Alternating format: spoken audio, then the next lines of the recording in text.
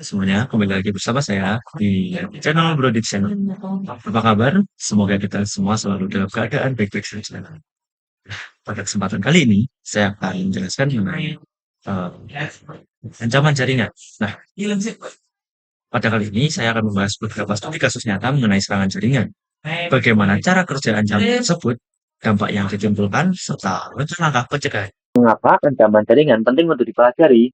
Nah, seiring dengan pesatnya perkembangan teknologi informasi, penggunaan jaringan komputer semakin luas, baik di lingkungan sekolah, perkantoran, maupun tempat umum.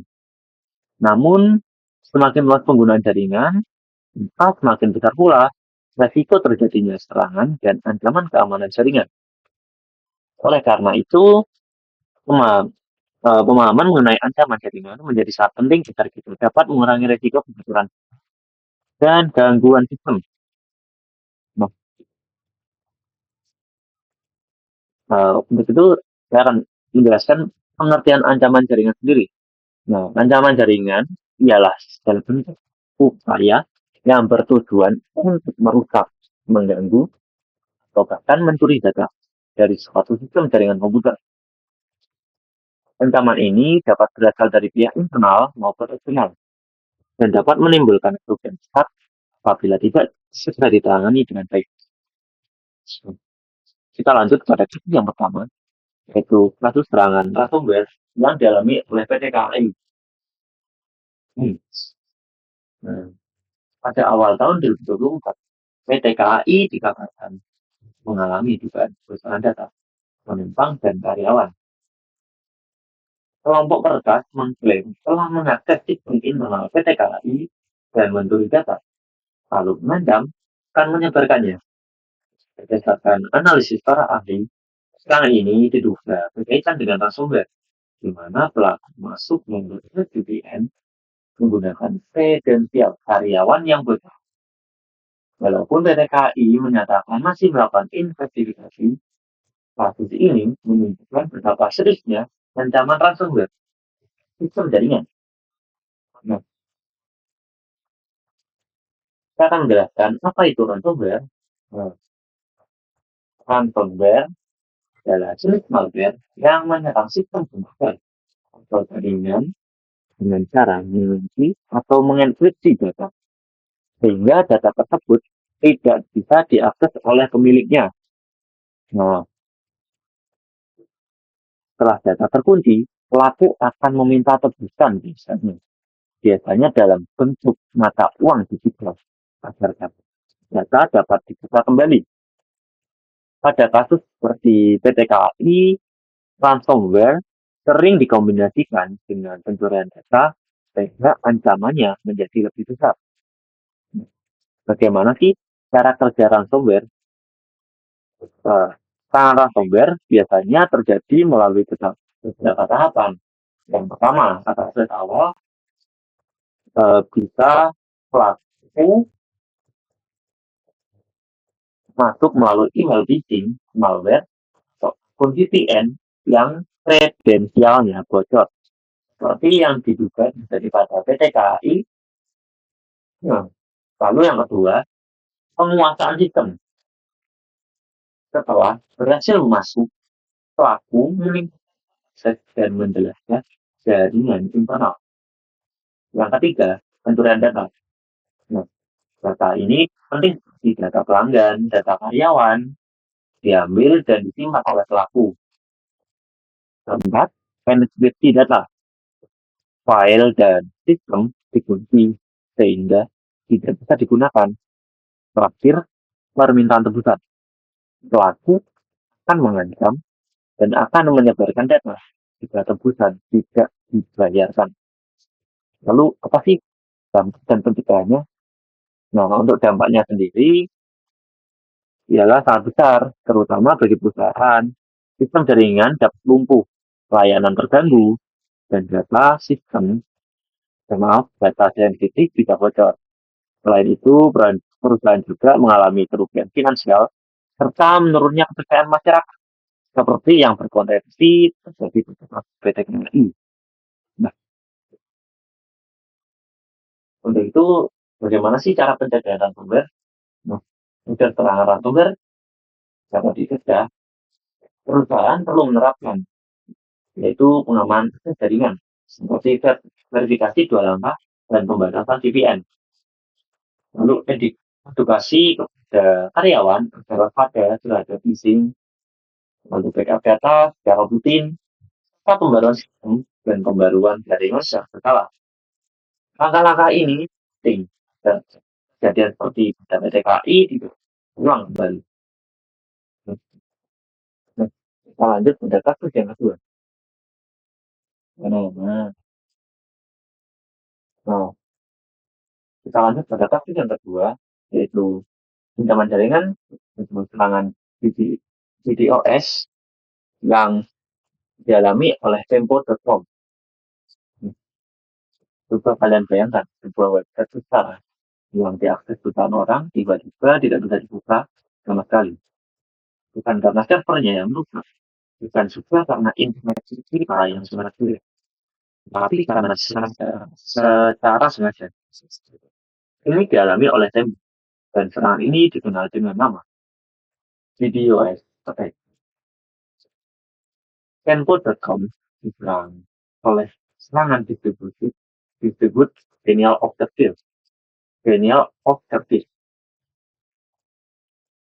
Tempo.com diserang oleh serangan disebut denial of service atau yang lebih dikenal dengan DDoS.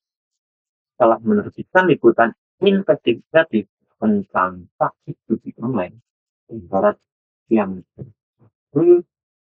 kan, yaitu tentakel judi Kamboja.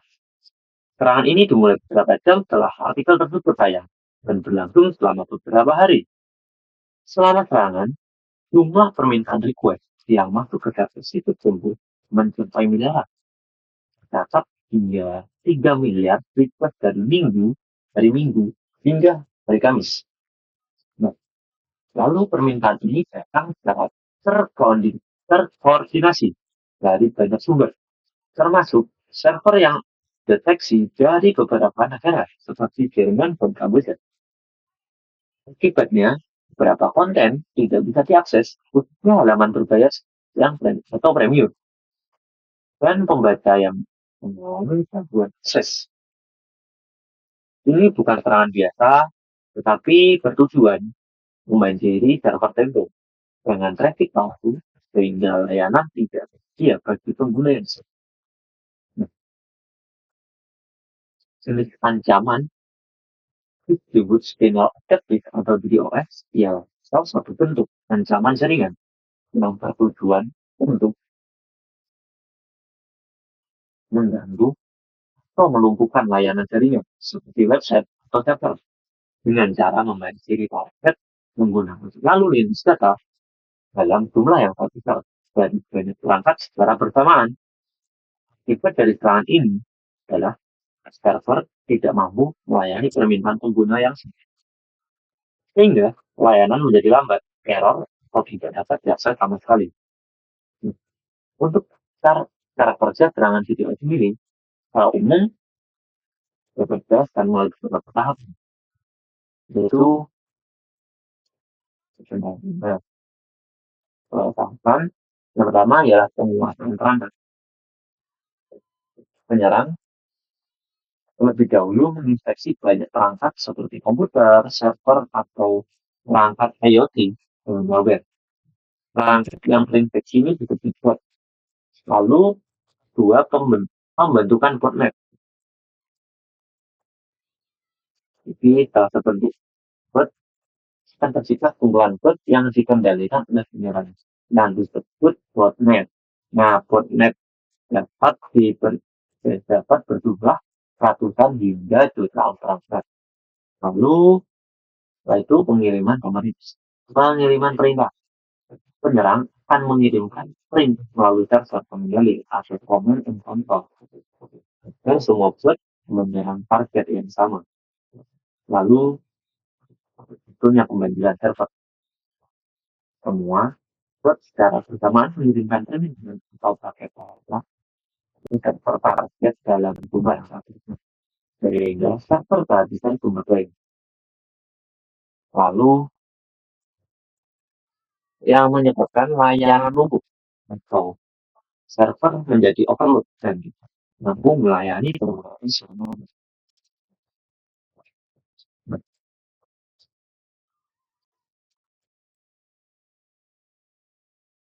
Sebelum lebih lanjut ke dalam dampak jenis serangan video, ada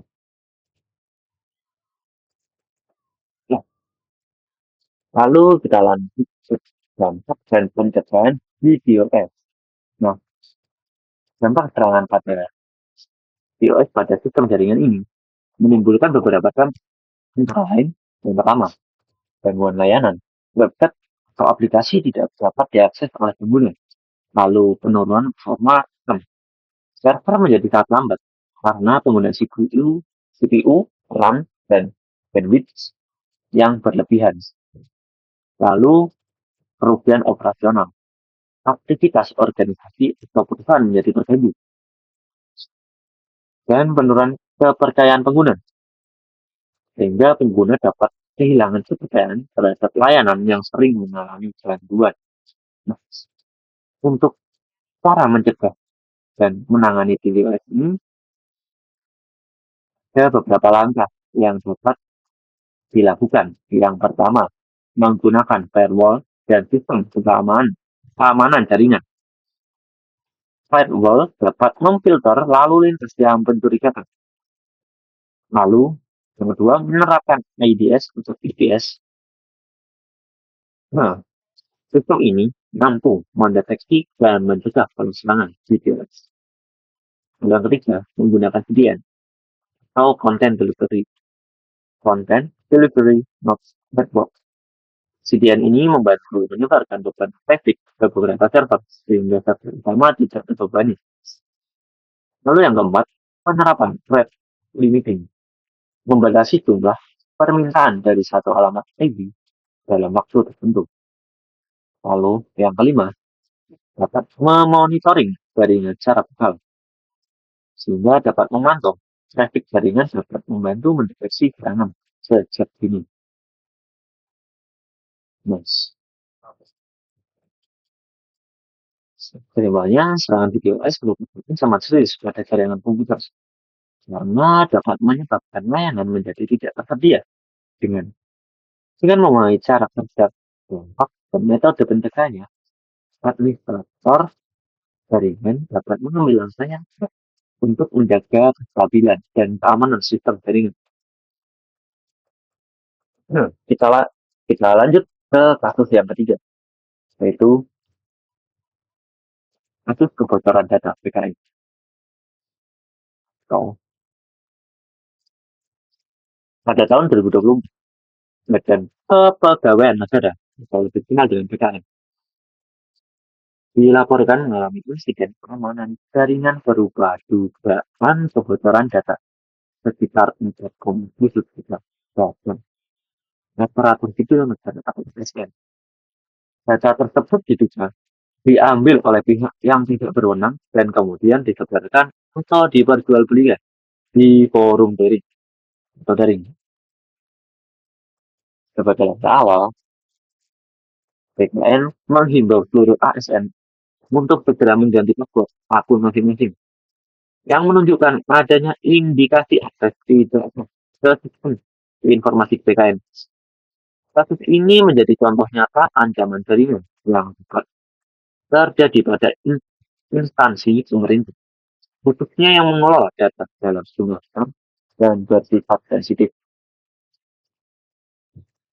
Berdasarkan karakteristik kejadian tersebut, ancaman jaringan yang dialami BKN dikategorikan sebagai data breach atau lebih dikenal dengan kebocoran total.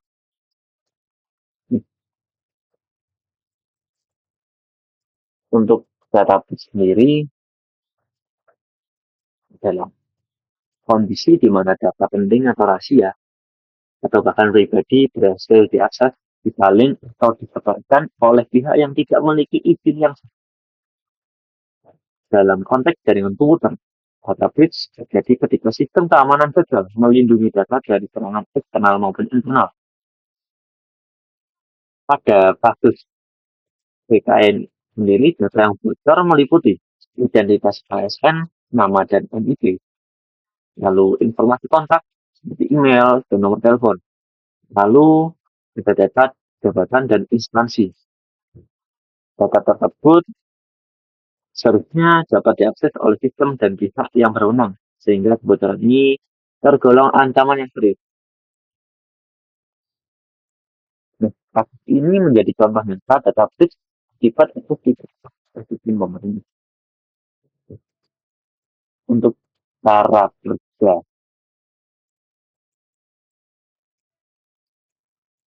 kerja dari serangan data breach yaitu yang ya kita kaitkan dengan kasus PKN ini. Secara umum ada beberapa tahapan. Yang pertama, pencarian celah keamanan. Menyerang terlebih dahulu mencari kelemahan pada sistem jaringan atau aplikasi, misalnya ya buat pengguna yang lemah atau digunakan berulang. Lalu misalnya sistem yang belum diperbarui atau tidak. Lalu pengaturan keamanan server yang kurang optimal. Setelah inilah yang menjadi pintu masuk awal bagi penyerang. Lalu yang kedua, akses tidak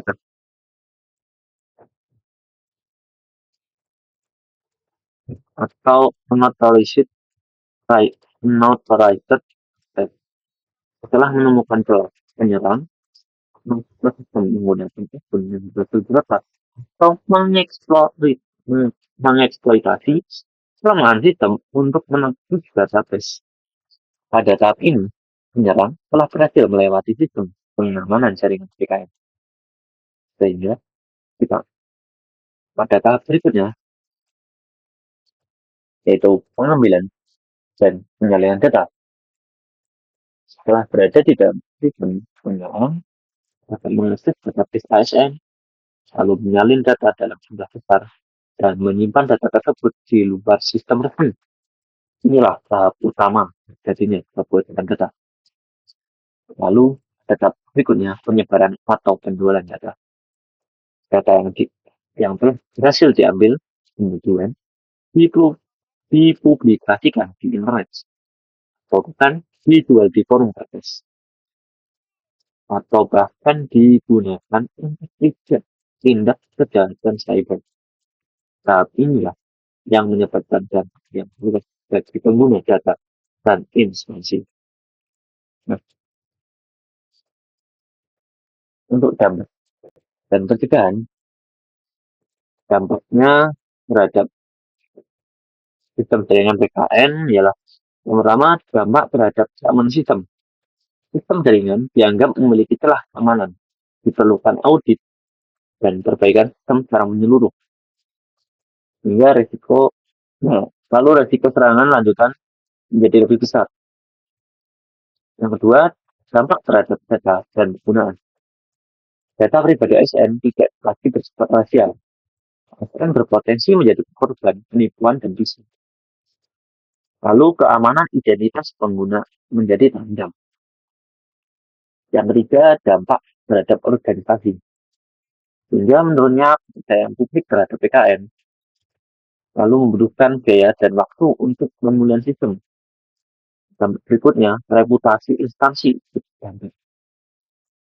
Nah, untuk upaya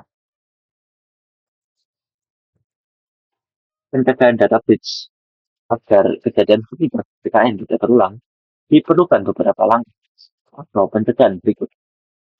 Yang pertama, pengamanan akses pengguna menggunakan password yang kuat dan unik. Menerapkan multi-faktor authentication membatasi tes sesuai kebutuhan pengguna. Kedua, ada pengamanan sistem dan jaringan. Melakukan update dan patch sistem secara rutin. Lalu, menggunakan firewall dan sistem deteksi serangan. Lalu bisa mengenkripsi data penting di database. Lalu selanjutnya, monitoring dan evaluasi sistem. Nah, memantau aktivitas login yang mencurigakan, mengecek sistem secara berkala, lalu melakukan audit keamanan jaringan. Nah, yang terakhir, edukasi pengguna, memberikan pelatihan keamanan cyber, mengedukasi pegawai tentang phishing, lalu menanamkan kesadaran pentingnya keamanan data. Kesimpulan pada kasus yang ketiga ini ialah kebocoran data yang dalam PKN merupakan contoh nyata ancaman jaringan berupa data breach, defect akses tidak tersistem. Serangan ini menunjukkan bahwa keamanan jaringan harus ditetapkan secara berlapis, baik dari sisi teknis maupun dari kesadaran pengguna. Dengan pengamanan yang baik, resiko kebocoran data dapat diminimalkan. Nah, itu dia beberapa kasus yang bisa saya sampaikan dan saya edukasikan kepada teman-teman semua. Nah, semoga video ini bisa menjadi bermanfaat bagi eh, teman-teman semua yang telah menyaksikan video ini. Ya, Bro. No, pamit undur diri. See you next video.